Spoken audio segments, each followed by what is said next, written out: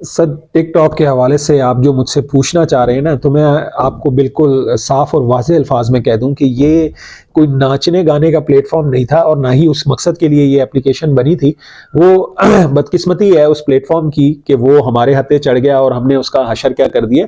तो असल में ये जो प्लेटफॉर्म है ये बिजनेस के लिए बनाया गया है, और पूरी दुनिया में जितनी भी डिजिटल एप्लीकेशंस हैं आप देख लीजिए कि वो मार्केटिंग के लिए इन एक्चुअल बनी है, जहां पर आप अपने बिजनेस को मार्केट करते हो। आप फेसबुक को देख लो, आप इंस्टाग्राम को देख लो, ठीक है, आप यूट्यूब को देख लो, ये जितने भी प्लेटफॉर्म्स हैं ये सारे के सारे इन एक्चुअल मार्केट कर रहे हैं किसी ना किसी हवाले से सर्विसेज को, प्रोडक्ट्स को, ठीक है। तो टिकटॉक भी इन एक्चुअल उसी प्लेटफॉर्म का एक हिस्सा है, ठीक है। लेकिन आपका जो कंटेंट है वो आपने उसको बिल्कुल एक अलग अंदाज में पेश करना शुरू कर दिया।